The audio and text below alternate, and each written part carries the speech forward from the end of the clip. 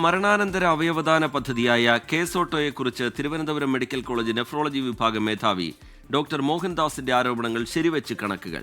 Case auto പദ്ധതി രൂപീകരിച്ച ശേഷം സർക്കാർ മെഡിക്കൽ കോളേജുകളിൽ ഇതുവരെ സ്ഥിരീകരിച്ചത് 389 മസ്തിഷ്ക മരണങ്ങളാണ്. ഈ വർഷം സ്ഥിരീകരിച്ച 11 മസ്തിഷ്ക മരണങ്ങളിൽ 10 എണ്ണവും സ്വകാര്യ ആശുപത്രികളിലാണ്. MG പ്രതീഷ് വിവരങ്ങളുമായി ചേരുന്നുണ്ട് തിരുവനന്തപുരത്ത് നിന്ന്. പ്രതീഷ്, എന്താണ് ഈ കണക്കുകൾ സൂചിപ്പിക്കുന്നത്? എന്താണ് കണക്കുകളിൽ നിന്ന് മനസ്സിലാവുന്നത്? എന്താണ് പ്രതീഷ്?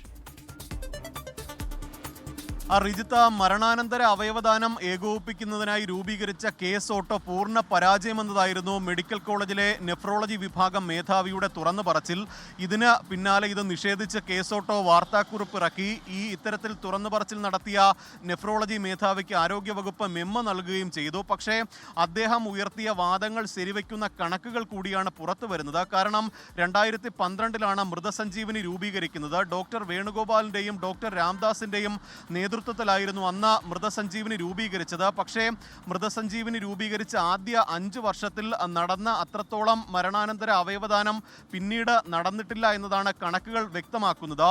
ഈ കേസോട്ട രൂപീകരിച്ച ശേഷം ഇതുവരെ 389 മസ്തിഷ്ക മരണങ്ങൾ സ്ഥിരീകരിച്ചുവെന്ന് കണക്കുകൾ വ്യക്തമാക്കുന്നു. ഈ 389 മസ്തിഷ്ക മരണങ്ങളിൽ 251 എണ്ണവും ആദ്യത്തെ 5 വർഷം മുമ്പായിരുന്നു. ആദ്യത്തെ 5 വർഷ കാലാവധിക്കിടയിലായിരുന്നു. പക്ഷേ അതിനുശേഷം 8.5 വർഷം പൂർത്തിയാകുമ്പോൾ 138 മസ്തിഷ്ക മരണങ്ങൾ മാത്രമാണ് പിന്നീട് സ്ഥിരീകരിച്ചത്. അവർക്ക് പിന്നാലെ വന്ന ആളുകളുടെ കാലത്ത് മസ്തിഷ്ക മരണം സ്ഥിരീകരിക്കുന്നതിൽ വലിയ കുറവുണ്ടായി എന്നതാണ് ഏറ്റവും പുതിയ കണക്കുകൾ വ്യക്തമാക്കുന്നത്. ഈ വർഷം ഇതുവരെ 11 മസ്തിഷ്ക മരണങ്ങൾ സ്ഥിരീകരിച്ചതിൽ 10 എണ്ണവും സ്വകാര്യ ആശുപത്രിയിലാണ് എന്നും കൂടി ഈ കണക്കുകൾ വ്യക്തമാക്കുന്നുണ്ട്. അതുകൊണ്ട് തന്നെ മസ്തിഷ്ക മരണം സ്ഥിരീകരിക്കുന്നതിൽ സർക്കാർ മെഡിക്കൽ കോളേജുകളിൽ വലിയ കുറവുണ്ടായി എന്നതാണ് കണക്കുകൾ വ്യക്തമാക്കുന്ന കാര്യം. ഏറ്റവും കൂടുതൽ സ്വകാര്യ ആശുപത്രികളിലാണ് മസ്തിഷ്ക മരണം സ്ഥിരീകരിക്കുന്നത്.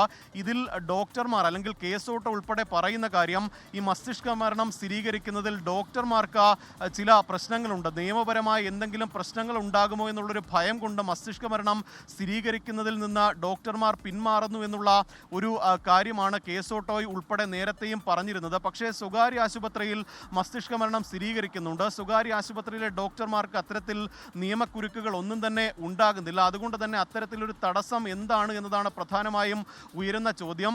മരണാനന്തര അവയവദാനം പ്രോത്സാഹിപ്പിക്കുന്നതിനായി കേസ് ഓട്ടോ നിരവധി ക്യാമ്പയിനുകൾ ഉൾപ്പെടെ നടത്തുന്നുണ്ട്. ഈ അടുത്താണ് ഈ മരണാനന്തര അവയവദാനം നടത്തിയ ദാതാക്കളെ ഉൾപ്പെടെ ഈ തിരുവനന്തപുരത്ത് ആദരിക്കുന്ന ചടങ്ങ് ആരോഗ്യവകുപ്പ് സംഘടിപ്പിച്ചത്. പക്ഷേ അപ്പോഴും സർക്കാർ മെഡിക്കൽ കോളേജുകളിൽ മസ്തിഷ്ക മരണം സ്ഥിരീകരിക്കുന്നത് വളരെ വിരളമായി മാറുന്നു എന്നതാണ് ഏറ്റവും പ്രധാനപ്പെട്ട കാര്യം. അതുതന്നെയാണ് മെഡിക്കൽ കോളേജിലെ നെഫ്രോളജി വിഭാഗം മേധാവി ഡോക്ടർ മോഹൻദാസ് തുറന്നു പറഞ്ഞത്.